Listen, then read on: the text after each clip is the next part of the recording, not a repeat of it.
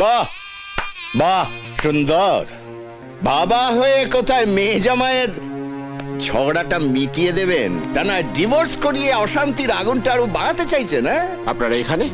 আমরা আপনার কাছে এসেছি বেয়ামশাই। আমি জানি আমার ছেলে অন্যায় করেছে, অপরাধ করেছে, কিন্তু বিশ্বাস করুন আমার রাজা সে রাজা নেই। ও নিজের ভুল বুঝতে পেরেছে, একেবারে পাল্টে গেছে। আপনি ওকে ক্ষমা করে দিন।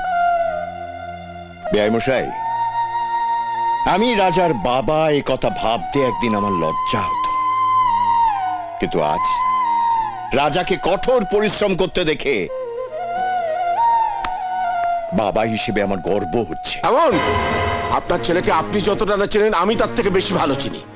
মিথ্যুক, ধোকাবাজ, লোভী একটা। রাগ করবেন না বেয়াইমশাই, যা হয়েছে সব ভুলে যান। মনের রাগ ছেড়ে ফেলে রাজাকে ক্ষমা করে দিন। আমার বৌমাকে নিয়ে আমায় ঘরে যেতে দিন। ঘর কোথায়? আপনাদের ওই গাঁয়ের ঝুপড়িতে? হাহ, আমার বাড়ির চাকর বাকররা পর্যন্ত ওর থেকে ভালো ঘরে থাকে। বাহ বাহ প্রতাপ বাবু, বাহ।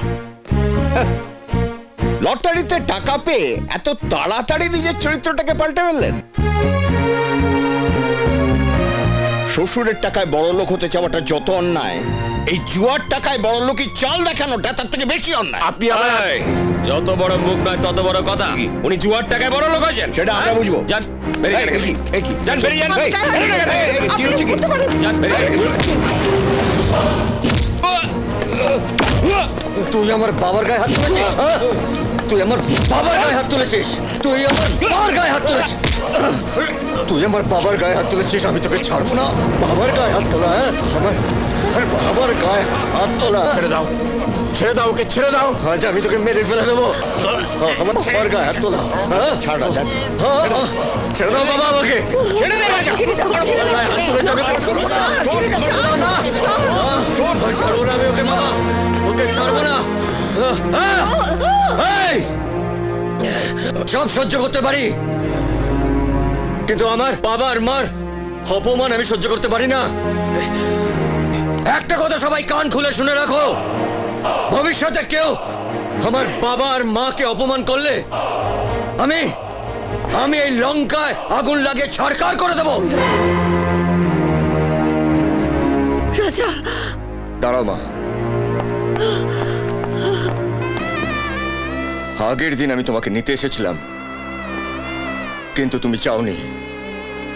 তার জন্য আমি একটু অপমানিত হইনি, কিন্তু আজ তোমার চোখের সামনে ওরা আমার বাবাকে আর মাকে অপমান করলো, আর তুমি চুপ করে দাঁড়িয়ে রইলে।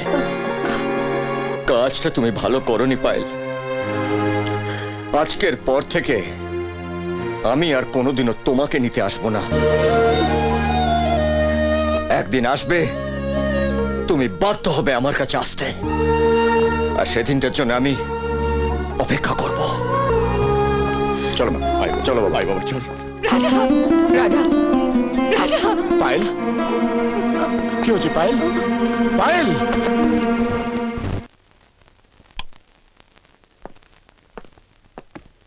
প্রতাপ, একটা খুব ভালো খবর আছে।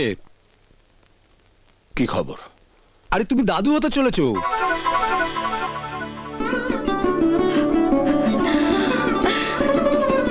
এই সময় তোমায় কিন্তু একটু সাবধানে থাকতে হবে, কেমন?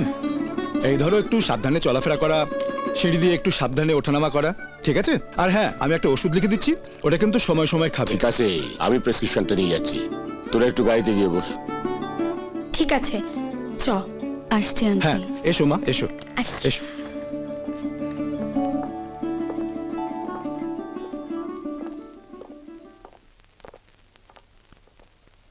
ভৌমিক, তোমার সঙ্গে আমার কিছু জরুরি কথা আছে। হ্যাঁ, বলো না। এ মা, দেখেছিস আমি ভেতরে ফোনটা ফেলে এসেছি। আচ্ছা তুই গাড়িতে গিয়ে বস, আমি নিয়ে আসছি। প্রতাপ, কি বলছো কি তুমি? হ্যাঁ, ঠিকই বলছি। তুমি অ্যাবর্শনের ব্যবস্থা করো।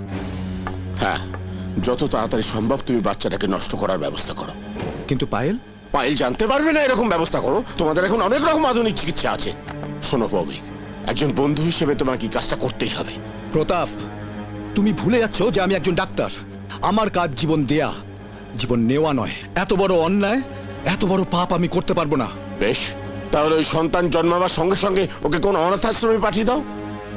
ভৌমিক, আজকাল তো অনেক মানুষ আছে যারা সন্তান দত্তক নিতে চায়, সেরকম কারোর হাতে তুলে দাও। ওদের সংসার ভেঙে গেছে, রাজ আর পায়েল আলাদা হয়ে গেছে। আমি চাই না ওই সংসারে একটা অমানুষ জন্মাক। এই কাজটা তোমাকে করতেই হবে। বন্ধু হিসেবে তোমাকে রাজি হতেই হবে ভৌমিক, প্লিজ। ওকে।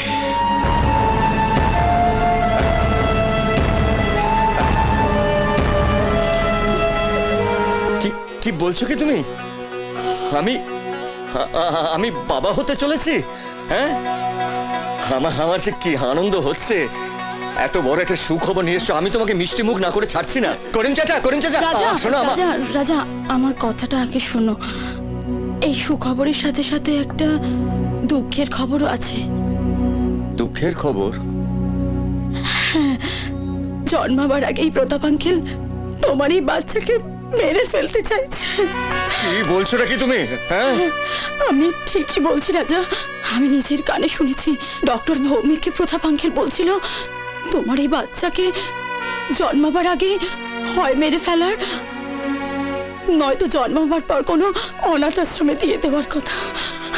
আমি পায়েলকে কথাটা বলতে পারতাম, কিন্তু আমি জানি ওকে বলে কোনো লাভ নেই, কারণ ও বাবার মুখের উপর কিচ্ছু বলতে পারবে না। রাজা, তুমি তোমার বাচ্চাটাকে বাঁচাও। রাজা, যে করেই হোক বাঁচবে, আমার বাচ্চা বাঁচবে। আমি বেঁচে থাকতে আমার সন্তানকে কেউ মারতে পারবে না। অন্য 5টা বাচ্চার মতন আমার কোলে পিঠে বড় হবে। ডাক্তারের কি নাম বললে তুমি? সৈন্য নার্সিংহোমের gynaecologist doctor bKash Bhowmik.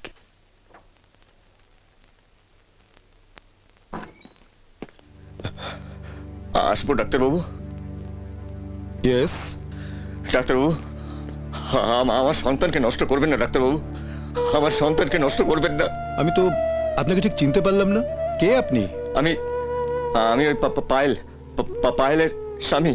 O I C, তুমি প্রতাপ বাবুর জামাই? আগে ওরা ওরা সবাই মিলে আমার সন্তানকে মেরে ফেলতে চাইছে ডাক্তারবাবু। আচ্ছা ডাক্তারবাবু, আমার ভুলের শাস্তি আমার সন্তান কেন পাবে বলুন ডাক্তারবাবু? ওর মা যদি মানুষ করতে না পারে, বাবা হয়ে আমি আমার সন্তানকে মানুষ করব। আমি বেঁচে থাকতে আমার সন্তান কেন একটা অনাথ আশ্রমে বড় হবে ডাক্তারবাবু? ডাক্তারবাবু, আপনিও তো কারো না কারো সন্তান। আপনি কি চান যে আমার সন্তান আমাকে ছেড়ে অন্য কারোর কাছে মানুষ হোক? দয়া করে আমার সন্তানকে আমায় ফিরিয়ে দিন ডাক্তারবাবু, দয়া করে আমার সন্তানকে আমায় ফিরিয়ে দিন। আমার সন্তানকে ওঠো রাজা, ওঠো ওঠো। রাজা প্লিজ, তুমি শান্ত হও। তোমার চোখের জলই প্রমাণ করে দিচ্ছে যে এই সন্তানকে তুমি অনেক ভালোভাবে মানুষ করতে পারবে। ডোন্ট ওয়ারি রাজা, আমি তোমায় কথা দিচ্ছি, তোমার সন্তানকে আমি তোমার হাতেই তুলে দেবো। ধন্যবাদ ডাক্তারবাবু, অনেক অনেক ধন্যবাদ। ধন্যবাদ। বিধি গো বুকের মাঝে কেন ওঠে ঝড়, কেন যে আপন জনা